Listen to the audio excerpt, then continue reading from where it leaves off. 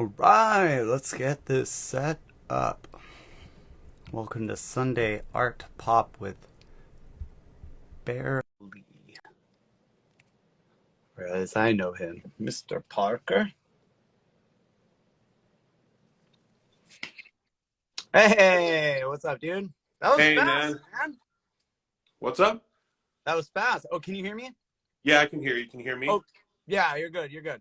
Cool. I was saying that was fast. You hopped on you're like, boom, there. Yeah, dude, I'm all fucking set up. Awesome, dude. I love it. I love it. Before we get started, Yeah. I gotta on. Wait. Mmm.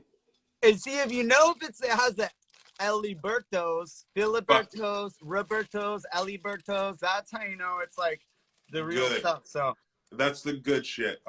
Yep, there you go. that bite was for you, man. Fuck yeah. That's how we do it. I'm Hell yeah. eating on an interview on live. Like we break rules and do whatever we want here. Because fuck yeah, why not? It's punk rock, right? Hell yeah. Oh, So, God. all right. Now I have to friggin' chew it. So, let's first go. It's good to see you again, and I love those glasses. Oh, thanks, dude. Yeah, I got them fucking... Okay, funny kind of story. So, I needed new glasses because mine that I had for like literally 8 years from fucking Walmart, um, they were completely broken. Like these things, the whatever they're called, they were super glued, right? So I was super gluing them back together whenever they would break because they would break probably once a week. Um, but then I met my girlfriend, and she's like, "Parker, you fucking need new glasses, dude." I'm like, "Okay, yeah." And like at the time, like the job I had, really good insurance and shit. I'm like, fuck it. I'm gonna get some Ray-Bans. It's gonna be dope, yada yada. I'm like, fuck yeah. So I get them. That first day, I go to work, right? And at the time, I had a 1997 Subaru Outback, and the transmission was fucking up, right?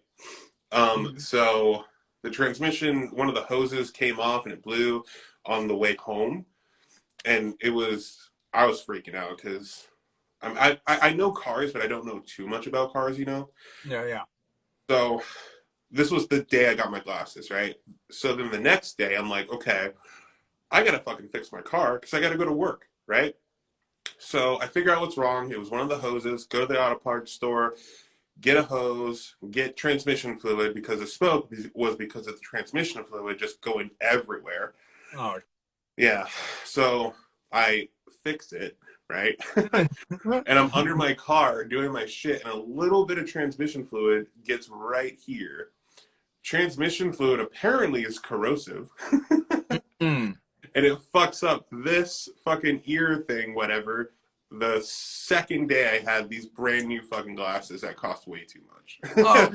no! But those ones are so good, right there. Or Oh yeah, no, it's completely fine. It just looks a little fucked up. You probably can't notice it oh, right here, but and yeah. that's why Parker doesn't have nice things. I was gonna say you're like I'm getting flashbacks with the super glue, except with me it's duct tape. Like my wallet, duct tape, my car, duct tape, my life, duct tape.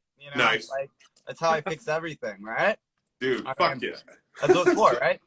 Yeah, super glue, duct tape, doesn't matter. If it works, it works. My car is literally being held together by duct tape as we speak, but it's okay though because it still Yeah, runs. I mean, exactly. in this Exactly. economy. Yeah. So, dude, it's good to see you again, man. Dude, I know it's been fucking literally what? Fucking oh my god. It's been like 10 8? years, pretty much. Yeah, 10 years, pretty Yeah. much. Yeah, I'm going because I've been going over all the old Audio Martyr stuff Mm-hmm. back in 2012 and everything. And actually, that's a perfect segue into going into how we met. Yeah. Because I've been going over all the live footage and all the stuff over there. And now our drummer at the time in Arizona, because that's where I met you, Yep. Mike Freeman, and that was a Yes. really good friend of yours, and that's Oh, how yeah. I met you, is through our drummer at the time, Mike. Yep. And I remember you played guitar, and I remember you were a really good musician, and you were like one of our biggest supporters out Yeah. there. You were a really, really big advocate for our music and us playing, Oh yeah. which was awesome, so cool. But I don't think you were playing in a band at that. You did some like silly rap stuff with Mike, kind of being super like super funny and stuff, but you weren't really doing your stuff now. So tell me, when did you start playing music? And then we'll kind of get into like your Bearistotle stuff you're doing now. Okay. Um, so it is pronounced Bearistotle. Bearistotle. Okay. Yeah. Well, I've Yeah. been saying it wrong for years, so I thank you for correcting me. Yeah, you're good. Yeah. So, oh fuck, shit. So I guess. Wait, I'm sorry. I got Your distracted. very, very beginning. When did you pick up a guitar? Oh shit. Very beginning when I first picked up a guitar, I was probably 13 years old. My friend, my best friend at the time, he played, and I would actually. This was actually back in San Diego, Oh, where no way. where I grew up in Encinitas, actually. Oh, okay. Wow. Yeah, and so my friend played guitar, and his father had like an OG Ovation guitar, like from hella back in the day. And so my friend, he would play that, and like he, I guess, got good enough, and he got his own electric guitar. He was 13 at the time too. Um, and one day we were hanging out after BMXing, actually, because we used to skateboard, BMX, surf, all that shit out in Encinitas. And one day, like, we were just all hanging out. I think him and my brother were watching a movie in like their front room at like his parents' place. And I go to his room and I just see the OG Ovation guitar, and I'm like, fuck it, you know? And I just start strumming. That's it. And I don't know the frets. I don't know shit. Right. Nothing. And just strumming and shit, like I know, like, okay, sweet. So low notes are like close to me, like, like closer to me, and higher notes are, low or whatever, Right, right, or right. further away, just the strings, E, A, D, G, Yeah. B. Mm-hmm. I'm like, okay, cool. So I just start fucking going hard, like just strumming really hard with a pick, because like obviously picks were there. Um, and then I'm like, okay, well, I notice when people play guitar, they push on the strings. So I just started like pushing on the string, and the third fret on the E string, which is G, um, the low E, I should say. I'm like, okay, and then I just strummed the whole thing. Like, that sounds kind of cool. And then I just went down one fret to the second fret on the E string, which is F sharp, like, and strummed it again. It's like, okay, that's kind of cool. And then F, blah, blah, blah. And then I just strummed literally for, shit, dude, 45 minutes. And I played the fuck out of it, man. And I was having such a really good time just by myself in his room playing his father's Ovation from fucking like whatever year. And I'm like, okay, this is cool. And then like probably a few weeks later, my friend, the same dude, he got an electric guitar. And then I had another friend. He already played guitar. He had an electric guitar. We all got together. We skateboarded that day. Went back to my other friend's house, and my two friends that played, they brought their guitars over, and they jammed. And I'm like, this is fucking dope, dude. And like, it's probably still somewhere, but I recorded it on my really shitty, like, old school video camera from, Right. like 2001 or some shit. Yeah. And then like I ripped that audio to the computer, and then I burnt it on a CD, and like, yeah, this is your song, bro. And like, it was cool. But like, I remember that day because I'm like, this is the coolest shit. Because I was just sitting there listening to them jam. So Okay. after that, the next week, they did the same, or we did the same thing. But I'm like, I want to fucking do it, man. So, my first friend Griffin, his sister had a bass guitar, and yeah, and my other friend Tama, he just played guitar and whatnot. So they wrote a song, super simple, and I'm like, hey, I want to do this too. So my friend Griffin, he brought over his sister's bass guitar and a little crate amp, and he showed me which notes to play on it, like the numbers and the strings, number of frets. He's like, play this over and over again. That's a good way to describe how to play bass, right there. It really is. Yeah, I but it's started funny. playing bass too, so I'm like, you're giving me flashbacks right now. Yeah. But it's crazy too, because it was like a really nice Fender Precision bass too. Like it sounded super fucking dope. Yeah. That's a good one. I think I started on a piece of crap Peavey, so that's a nice. You're like you're playing the Rolls Royce of freaking bass guitars, like starting out, or well, maybe a high-end Mercedes Benz, I suppose. Yeah.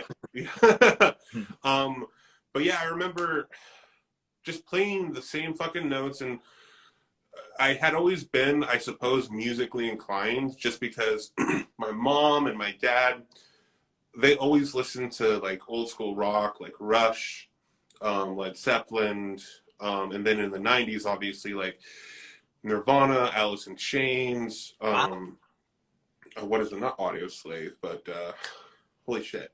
The Soundgarden? Soundgarden, yes. Thank you. All the grunge bands, things like that. And I would sing. And we got when I'm gonna look at comments. So if I get any comments and so Kimberly is saying, "What's up, Kimberly?" And if we get any questions or comments, throw them up if you got them for Parker, and I'll be your vessel to throw them at him. So you got the Peavey. Did you start playing in a band or create a band in San Diego with all that?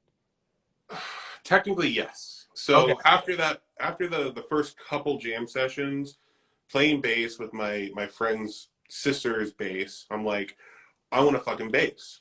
And my brother, he was like, I want a fucking guitar. So my parents got my brother a guitar. It was an acoustic Fender, $100, the starter. But they didn't give me a bass. I'm like, I want to fucking play bass because I play bass and that shit was sick as fuck. They're like, no, Parker, like play guitar. No one really notices the bass player, like they're always in the back, yada yada. Unless you're playing reggae. I learned this years after I started punk rock. Unless you're playing reggae. Right. I was at a reggae show and the bass guitarist was like the rock star. I was like, I went into the wrong genre. But I don't think I was good enough to play bass in a reggae band. But yeah, you're right. Bassists are not always seen, but they kind of are the glue that holds everything together, Oh, yeah, 100%, dude. And like, I kind of knew that right off the get-go, because as soon as I decided I wanted to play bass, I started listening to bass in songs. And growing up in California, San Diego, skateboarding, BMXing, surfing, burritos. Who the fuck am I going to listen to? Blink-182. So, and obviously I was already listening to Blink-182, so I'm like, okay, let's actually actively listen to, Mark Hoppus's bass lines. And the one that really got me was his bass line in The Rock Show.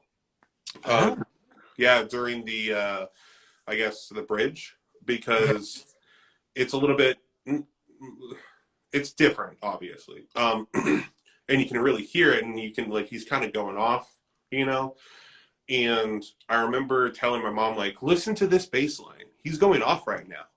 And it's fucking sick. And then my mom's like, do you think you can do that? And I'm like, yeah, I think I can. And then I'm like, at that moment, I'm like, I'm fucking playing bass, dude. So a few weeks go by. I thought, before you stopped talking about Blink, I was thinking, what about this bass line? Carousel. Oh, I have a fucking okay. I have a story about that. It's coming. Okay. Oh, okay. Okay. I was like, you can't leave out Carousel, and then Man Overboard gets a good acknowledgement. But okay. Okay. Oh, I got to hear the story about Blink-182 Carousel baseline. yes. Okay. Yes. So, anyway, what's it called? So, my parents they didn't want to buy me a bass, so I'm like, fuck it, I'll buy it myself. But I'm fucking 13, maybe 14 at this point. Wow. So I didn't have any fucking money. Luckily, however, our neighbors right next door they went on a 2 week trip, and they're like, "Hey Parker, can you watch our dogs for 2 weeks?" I'm like, "Fuck yeah, I can." When they came back, they gave me $400, and I'm like, Oh, nice. "Yeah, That's like you're rich yeah, that dude." age. At 14 years old in the In the early 90s, 2000s, yeah, you're rich. Yeah. yeah. So that fucking day, I went to Guitar Center. I bought an Epiphone EBO bass and a little 15-watt amp. And the first fucking bass line I learned was Carousel. Okay, Yep. nice. Mm-hmm. That's dude. That's one of the best ones. And actually, I just heard this. Is it was actually Mark Hoppus wrote the progression to "What's My Age Again."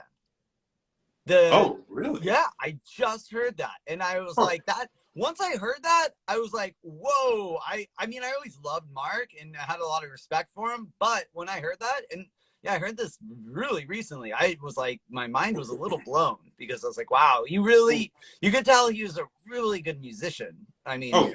already, but yeah. Yeah. Okay, that's like the primer one to start. So when did you move to Arizona? When you went out to Arizona, did you Mm-hmm. continue playing music or what happened? Um, yeah, so I guess kind of circle back to your first question. In California, didn't really have a band. It was like, just jamming Piano with stuff, friends, right? Yeah. But when I moved to Arizona, I was it was like right before I turned 16. Like my birthday's in December, and we moved, I think, December 19th, and my birthday's December 29th. And we just seshed out. So when I got to Arizona, originally Tempe, I'm like, okay. And at this point, I had been playing bass for 2 years. I get a Lee bass. My brother got a Jackson guitar. We played together, yada yada. We started getting really good. Obviously, like I listened to Blink, I learned all their shit. Listened to Red Hot Chili Peppers, learned all their Oh, shit. that's tough. Yeah, it Flea was space very. lines, that's tough. It is super tough. And then listened to Rush, obviously, because my parents, and Hmm. I learned some of their stuff because that shit's super hard. Oh, okay. um, but then, yeah, so we moved to Arizona when I was about 16 and didn't really have a band. I was trying to find a band though. I was trying to find other musicians, other people at school, and at that point, church. Right. Yeah, and You exhausted all of your resources. yeah, exactly, When you're dude. looking at church members, you're really like you've exhausted. And that was probably pre Craigslist days too. I mean, it I probably think it was. was like I didn't even at that point. Yeah, I didn't even really think about like Craigslist shit, and I was still a kid. I was 16, you Oh, know. dude. Yeah, those people at that age, your buddies at school or Yeah. whoever is around, you just Hmm. make it happen. Exactly. So got together with some peeps, and obviously, it they were cool and shit. We wrote some songs, but didn't work out, which is totally cool. I was still developing. Everybody was still developing. And then um, around 17, my parents got a divorce, and Hmm. we seshed out of, we bailed from Arizona. Hmm. My two brothers, myself, and my mom, we moved to Texas. And when we moved to Texas with her family, um, that's when I met a couple dudes, and they kind of showed me a different way of life because they weren't strictly like church people. Because like in Arizona, when we first moved, it was all church people. Right. Like I was What part raised of Texas was it? Houston. Oh, okay, okay. Hmm. And there was a huge metal scene. I wasn't into metal back then, but I met these dudes. We had a band called Whales Are Mammals. Um, there's nothing online that you can find that we recorded, but it You was, know, when our younger stuff, you know, that might be for the best. At least I'm speaking. yeah, I'm speaking for my own first album, No Farts in the Bedroom. Thank God that's not online. That's all I'm saying. right. So, um, I really didn't have a band at any point in time. We lived in Texas for a year, like a school year basically. And then my mom met some other dude out in Texas. They got married, or not in Texas. My mom met some other dude back in Arizona. And that's how you ended up going back. Yep, and that's when we moved back to Arizona and we went to Mesa. Now, the house that we lived in with my mom and her new husband was a block away from Mike Freeman. Oh, and that's how you ended up meeting Mike, and then okay, Yeah, nice. so basically, like, I went to high school at, the local high school, and then after high school, I went to MCC, Maricopa Community Mm. College, and my first fucking day at MCC at music theory intro class, Yeah. I'm like, I need to fucking make friends that are musicians. I told that to myself as I was walking into the classroom. I sit down, and to my left was Mike Freeman, and he was Ah. looking at him. He was looking at a Musician's Choice magazine. You know, Oh yes, I remember. yeah, yeah. And then he turned to like the bass guitar page, and I'm like, hey, I have that bass, and it was the Geddy Lee bass. And we talked a little bit. I got his phone number and we texted. And he's like, hey, do you want to jam? I'm like, yeah. When? He's like, today, right now. I'm like, okay, fucking come over. And he just drove over, which literally took 3 minutes. Like, you remember the house. Like, that's Yeah. where we met. Yeah. Okay. Nice. Um, and we jammed. And that was pretty much it. And then my first, I guess, real band was with him, my friend Crunchy Dan, and our other like associate Jeremy. Um, and that's how I got into the music scene within Arizona. Right. And since I've heard then, of this name, Crunchy Dan. I've never met him, but I've heard this name. It's like almost it was legendary back then. oh yeah, Crunchy Dan is an elusive fellow, but if you know him, you fucking know him. Right. And I don't even met him, and I feel like I know him. So there you go. he's legit like one of my best friends in the goddamn world. He's fucking amazing. That's awesome. But yeah, so like, Isn't that cool? Isn't that so rad when you're able to make music, create music with some of your best friends? Because I've been in bands and jammed with people where you're just in the band with them, oh yeah, and you just kind of go to band practice, do band practice, and then you go your separate ways. But I've yep, also done the bands, like you said, where you're with your friends, and it's really something special to be able to create and make music with like people who you actually really like and who are yeah, friends. exactly, and that's what at least Mike, Crunchy Dan, and I had. Right. At one point, we also got another member. His name was Rob. Amazing dude, super cool dude, amazing musician too. And then that band was called 401 Factor, and that was Okay, that's where that came from. yep. And then what's it called? That was like my first official band where we would go out and play shows and shit in the Valley of Phoenix. Um, that lasted maybe a year Mm-hmm. um, until some riffs in the band happened with the singer, yada yada. Anybody that's been Oh in a band yeah, dude. Yeah. knows. Once you start adding, and that's the thing too. Once the more people you start including into it, the more hecticness and craziness that it gets. And it's easier when you're in high school and when Oh you're yeah, young, and then but when you start getting in college or even out of college now, I'm sure you yeah, can relate now when you're a full-blown adult, people are like, oh, I got my full-time job, I got my kids, I got my wife, and it's like to be able to commit is really hard. So I know Mhm. right now you're doing your music and it's 100% solo, correct?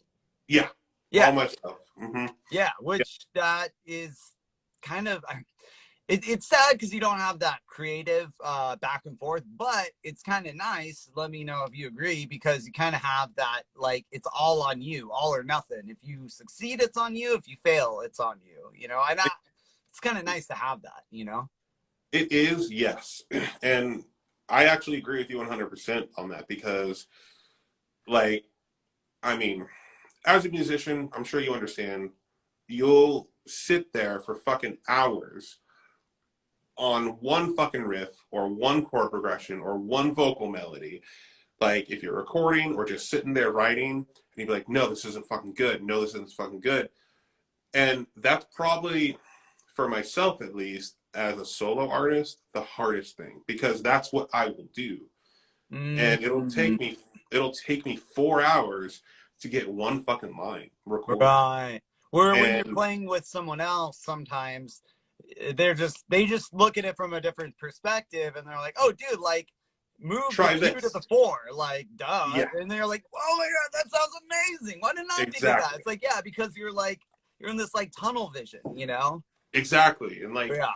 that's the thing. So it is cool because it is just me. And if I do fail, if no one fucking listens to it, it's like, okay, that was me. I did Right. that. I'm proud of it because I made something out of nothing. Yes. People did listen to it. They just didn't like it. It's not for them. Whatever. But at the same time, I can't place any blame on anybody else. But I Yeah. actually I kind of dig that Yeah. because Oh yeah. And you know it. what I'm saying? Because Oh, 100%. Yep. like fuck placing blame on somebody else. You Yeah. know what I'm saying? Yeah, Like, well, yeah, and having that reliance. I mean, even in my very, very first band out in San Diego, we were signed. We were going to go on a tour. We had it all set mhm, up. It was mhm. basically handed to us on a silver platter. Yeah, But then what happened is once the management company dipped out, then one by one, all the band members started leaving.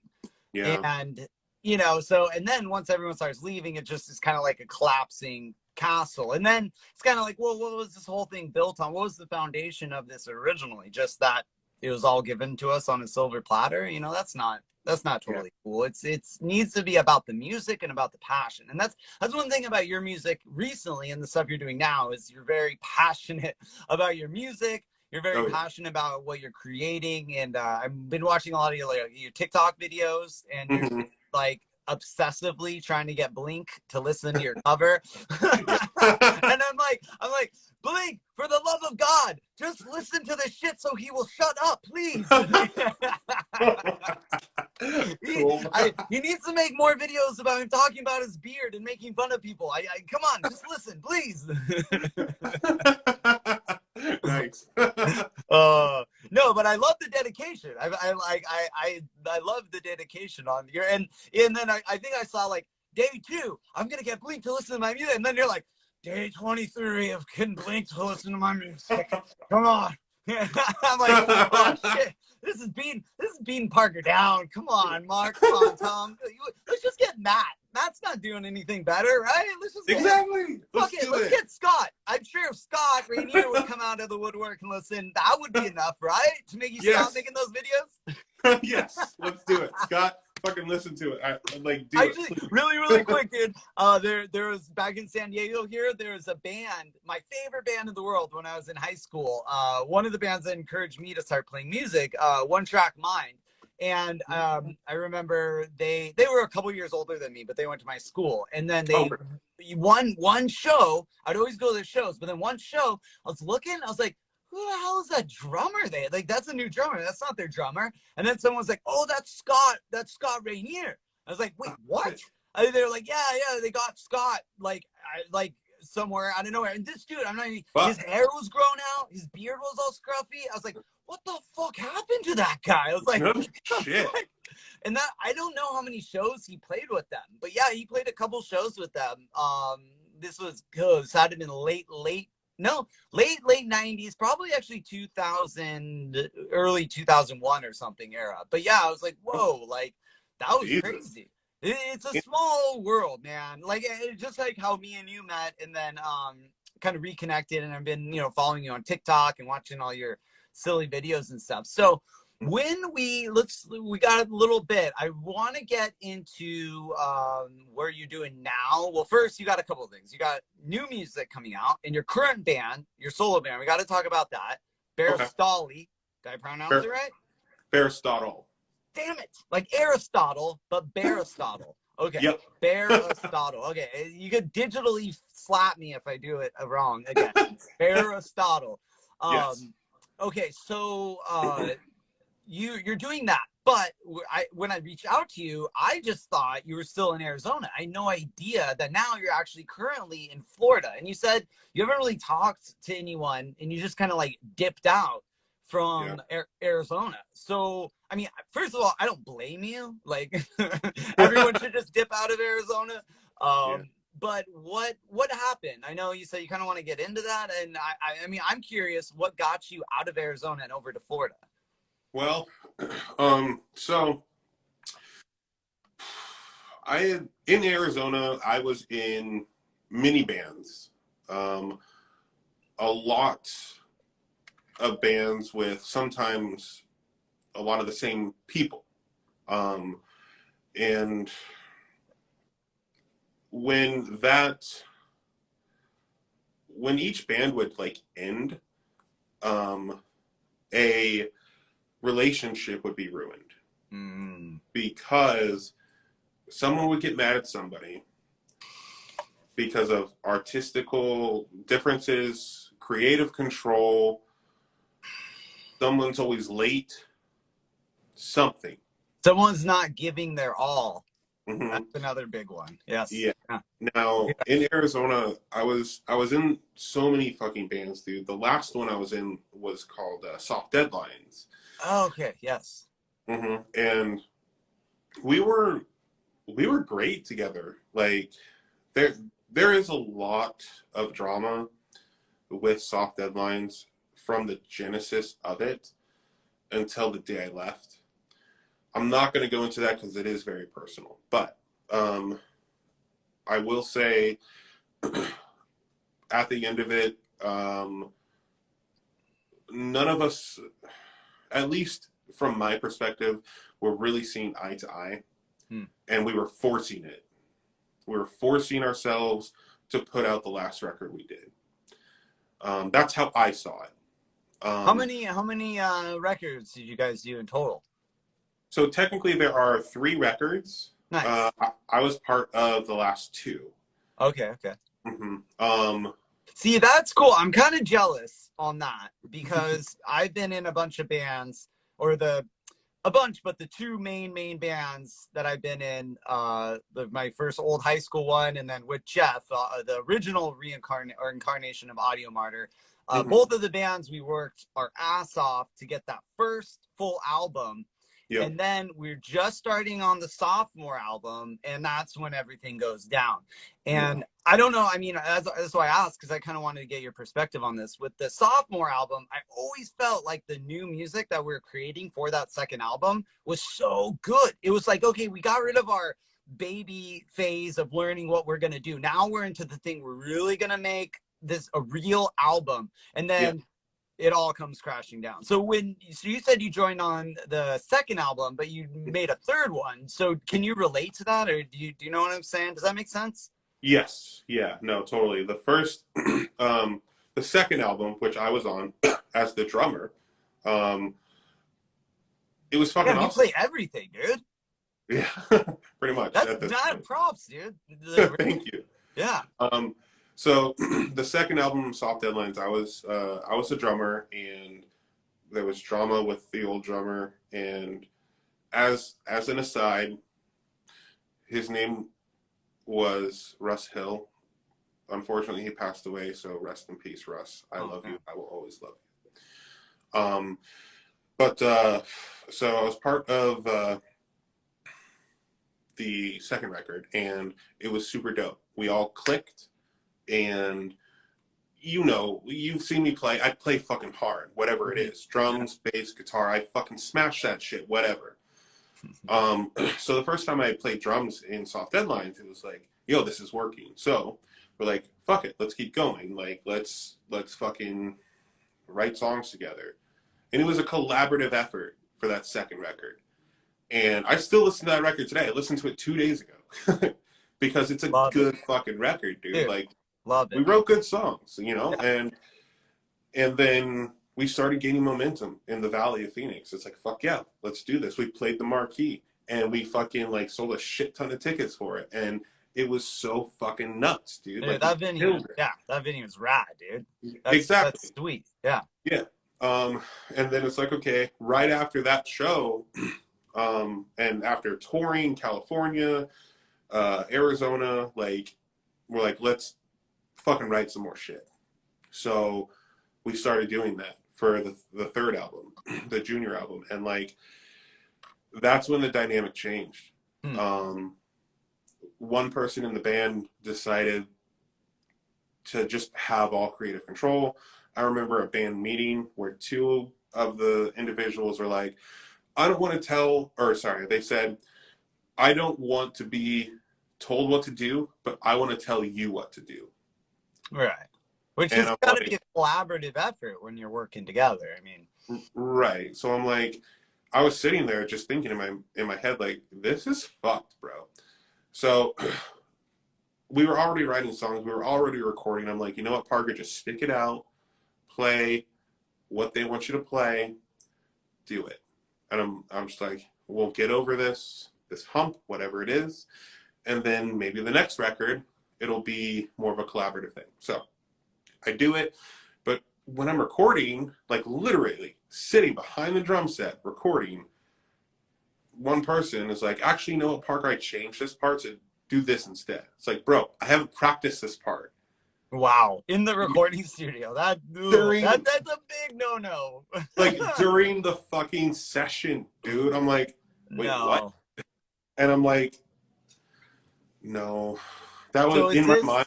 is this kind of right when you left? No, actually. So we finished that record, we released it, and then we toured that record. That was our last tour.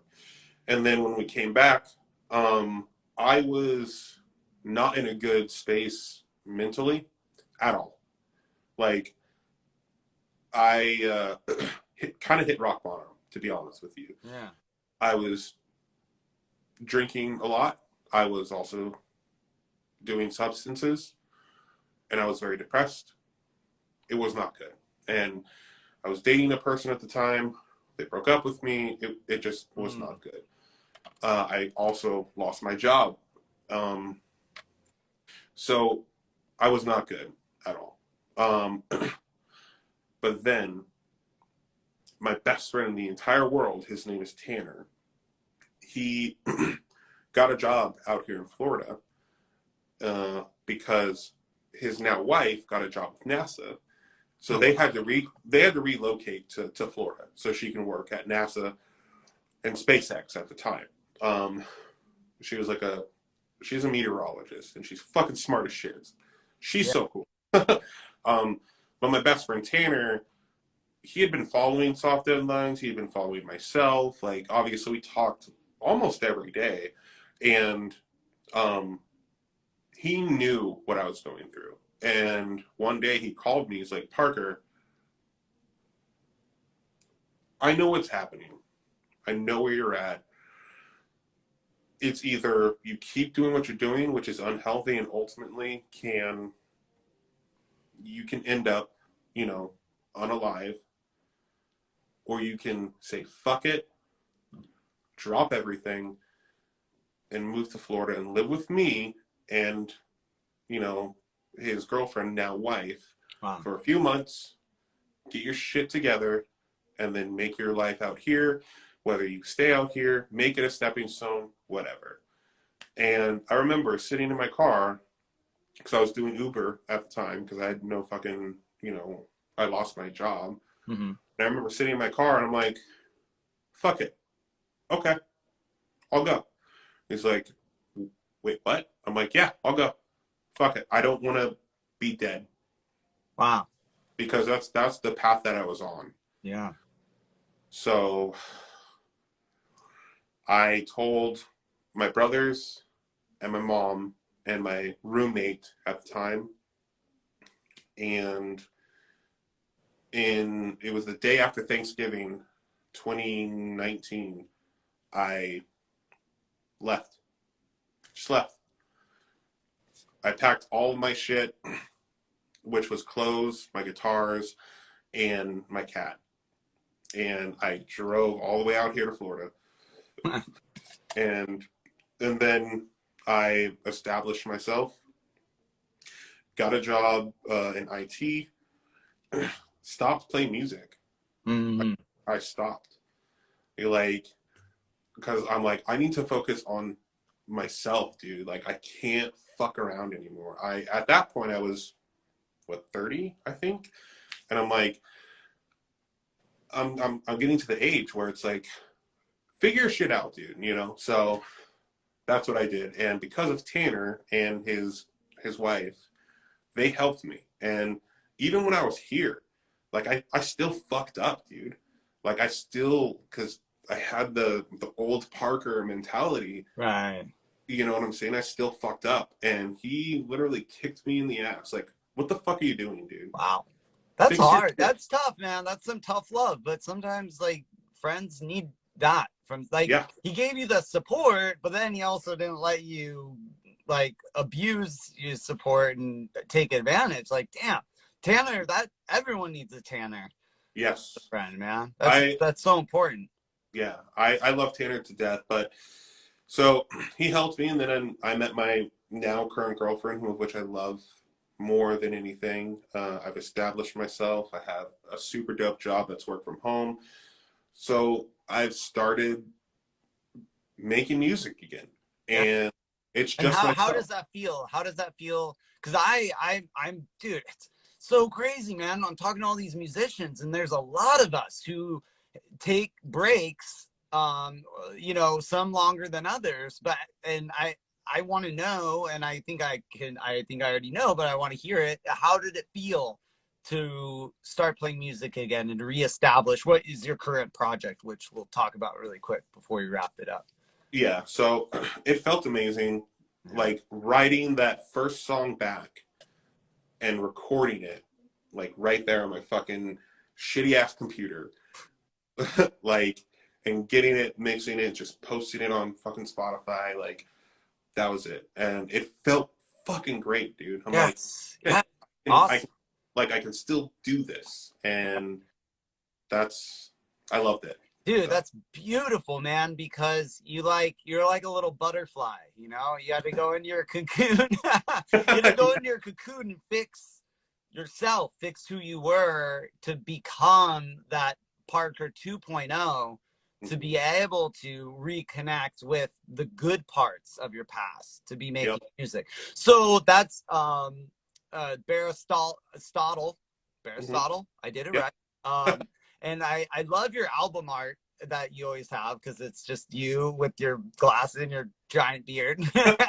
Yeah. So I know you've been doing, like I said, the Blink songs and covers, and doing that. So how many? You just did a new song. You released Hmm. it recently. Do you have a full album for that, or what are you doing? Let's talk about. We got to wrap it up here in a minute. Tell me about your new project, your music. What are you doing? What's your plans? Where are you going? So right now, my plans, every month, maybe couple months, release a new song. No real album, no EP, nothing like that. When I feel inspired, I sit down on the couch, play guitar. If I find a riff that's dope, I build on that riff, record the riff, put a bass line to it, sing some fucking vocal harmonies. And if I dig it, write some lyrics and just go. Wow. There's no plan. It's all on the spot. Do your shit, Parker, because that's how I work best by myself. All right. There's no album in the works, no EP. It's just But you're making all these songs. So mhm. once you have enough of them, I mean, that's an album, right? I mean, Technically, yeah, and like I'll probably release it all in one go, like right. an album. Uh-huh. Uh-huh. But right now that's not really the plan. I'm just I've releasing a noticed song. I've noticed a lot of artists have been doing this more. Just doing Yeah. kind of singles. Hmm. Yeah. Yeah, but the last song I released, I kind of want to talk about that, even if it's just for a minute. Yeah, do it. Yeah. So the last song I released, it's on all streaming platforms right now. It's called Molotov. And Yeah. I wrote that song when everything with Russia and Kiev was going on. Seeing everything on TikTok, because literally that's where you can get your actual live news now. Yeah. Yeah. Yeah. Seeing everything there, I'm like, I don't know. I was inspired to just write shit about that. So within politics and fucking all that fucking bullshit, I'm like, these are people, we're people. It doesn't matter what fucking like left, right, whatever. In this regard, people are people. People need to continue to live. So in the song Molotov, each verse is the version of the left, and the second version, or the second verse is the, I guess, perspective of the right. Oh, But they're saying the same thing, just in different settings. And then, the chorus hits, and then there's like a guitar solo, but at the very end, I scream, throw it, fucking rage. Just throw the goddamn Molotov at the fucking bad guys that are trying to kill you, because fuck them. yeah. So, but yeah. And isn't Um, that I really love that analogy because there's the left and the right, but at the end of the day, aren't we all in the same song? yeah, we're all in the You same know? song. We're all fucking people, dude. Yeah. And like when some shit's going down, fucking rage against the machine. Like throw the shit, rage. So I put that in the song, and when you listen to it, when I listen to it, I fucking get excited. I get pissed off. I get passionate, and I wrote that song because those are the feelings that I wanted to encompass within it. So Yeah. yeah, that's Dude, pretty I much. love it. I did hear that song online and I didn't even really pick up on that. So I'm gonna have to go back and listen to it. And then anyone who's watching this, like I said, I'm gonna post this on YouTube so it's there Yeah.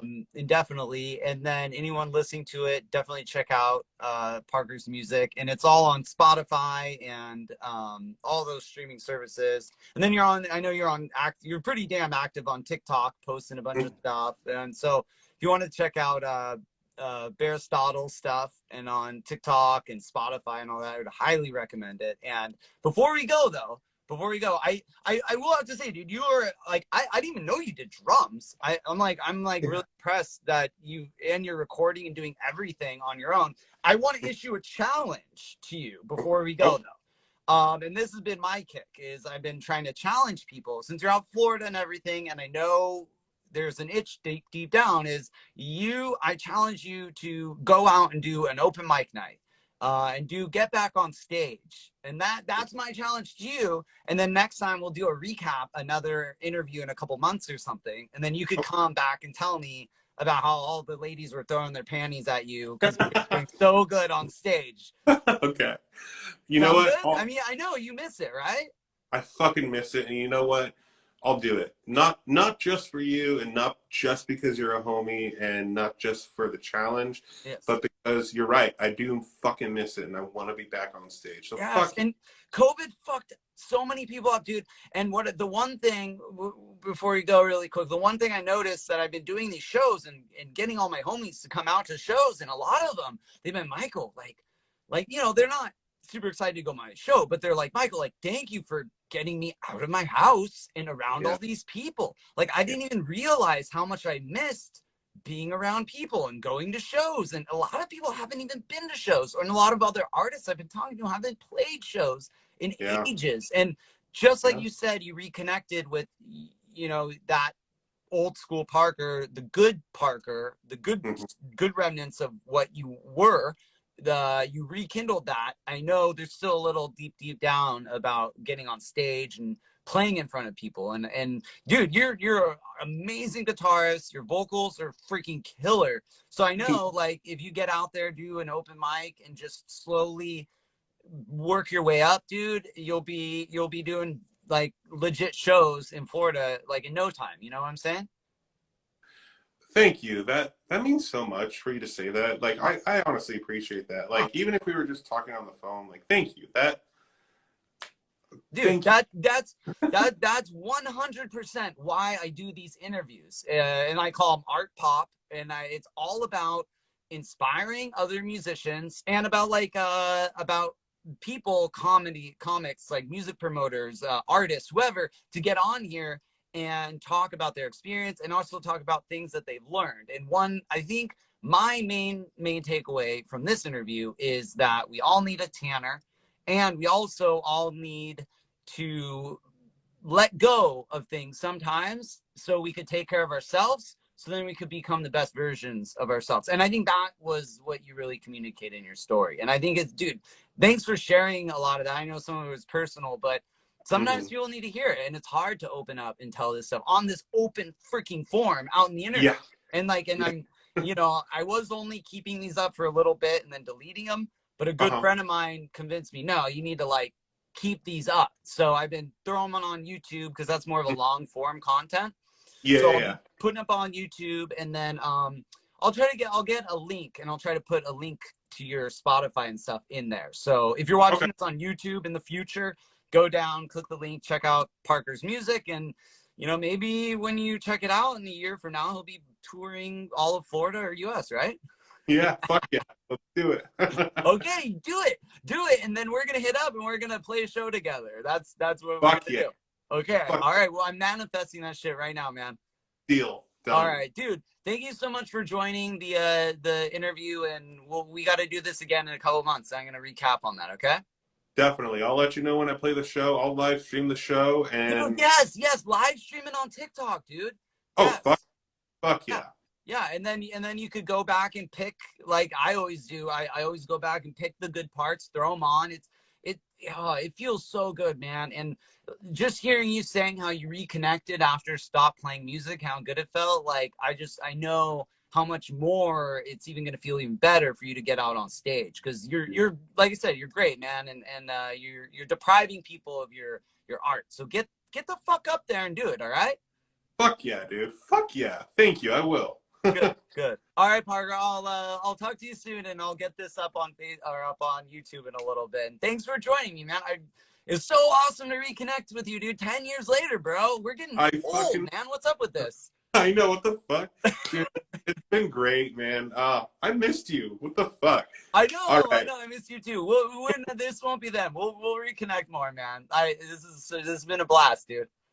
Yeah, I agree. But yeah, no. Thanks again. I appreciate it. In a couple months we'll reconnect and do another one and I'll let you know how the show went. I will. I will. Oh, hey, before you go, say bye Yeah. to Taylor. Oh, later, Taylor. Yeah. Bye. She joins. She hangs out. She joins. She watches all the lives here. Oh, dude. It's been a rough time for artists, dude. She had to pick up a part-time job at the pog shop. You know what I'm saying? So, Cool. bye, bro. Good talking to you, Later, man. man. Peace out. Thanks. Yeah.